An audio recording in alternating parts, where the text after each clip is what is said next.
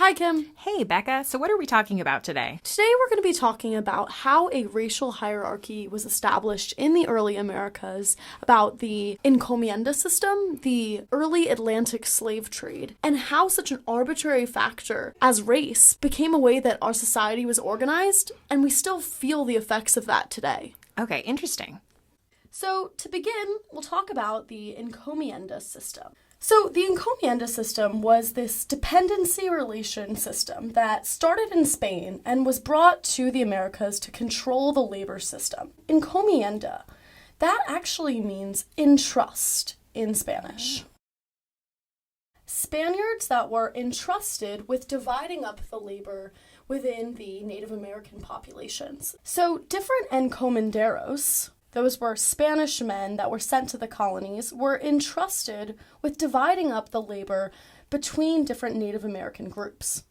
Okay, so this to me, it sounds a little bit like a feudal system. Yeah. Am I getting this right? Definitely. So the feudal system was this earlier European medieval system where there'd be a lord who would have the responsibility of protecting serfs. And in response, he'd get their labor and a part of their wealth. So this sounds a lot like the encomenderos and the Native Americans that were in his jurisdiction. Okay. So the encomenderos would offer the Native Americans in their colony protection. Okay. And they would also offer them Catholicism. They were under this kind of God, gold, and glory motivation. I think I've heard of that before. Yeah, so God, gold, and glory were some of the reasons that colonists wanted to come to the New World, and they really wanted to inspire and promote Catholicism abroad. And they really wanted to increase the practice amongst the native people. Yeah, I think, one of the things that we have to understand about this time period is how religiously motivated many people were. I mean, when it comes down to it, gold is going to be more of a motivator than religion. But, they saw their role as Christians, as Catholics, as trying to convert the entire world. Right. And in return, the encomenderos expected from the native people a lot of labor. So the natives had much better understanding of the land itself that they were aiming to cultivate. At the time period in the 1500s, the Spaniards, the Portuguese, the Dutch, the English, everyone's coming over and wanting to create new markets, especially with tobacco, sugar, and the Native Americans under the encomienda system were expected to help the encomenderos produce at a really high rate, in which they could send these goods back to Europe. And I think it's worthwhile to note here that we're saying, they wanted the labor of the Native Americans. Well, why didn't the Spanish just send their own people to process sugar, to grow tobacco up in the New World? And there were a couple of reasons for that. One is that they kind of knew that the New World was more or less a death trap.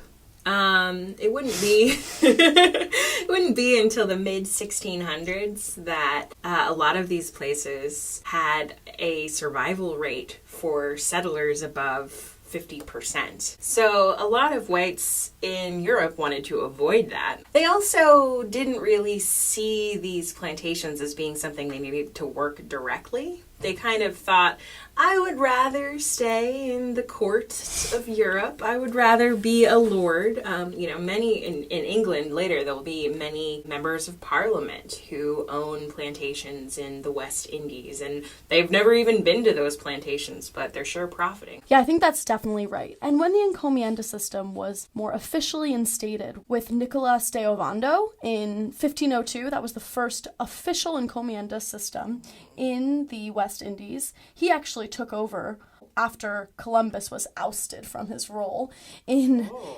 San Salvador. Why was Columbus ousted?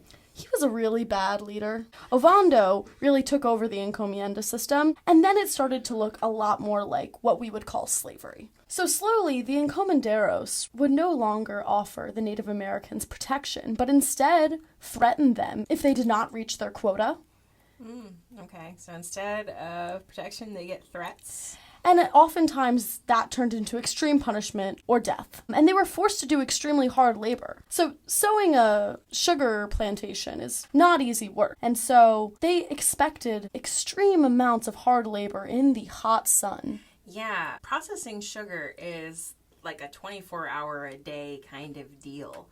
And it is, I think, perhaps the worst kind of labor you could do. And they weren't just trying to promote Catholicism, but also stripping Native Americans of their culture and of their religious practices. So Catholicism not optional. Catholicism was not something they were offering, it was something they were instituting with force. So as more conquistadores come over to the West Indies, some notice this does look like slavery, and we are not treating the Native American people with dignity or really as humans at all. Bartolomé de las Casas was an encomendero, but in kind of the mid-1500s, he came over to actually see his encomiendas in practice and realized the inhumane treatment and abuse the encomienda system promoted. He released his encomienda and started to dedicate his life to petitioning and lobbying the King of Spain, Charles V, to institute new laws that would protect Native Americans against these abusive practices. Yeah, when you're looking around this time period for a good person in this system, Bartolomé de las Casas is pretty much the only one. Yeah, he was a good dude amongst a lot of not so good dudes.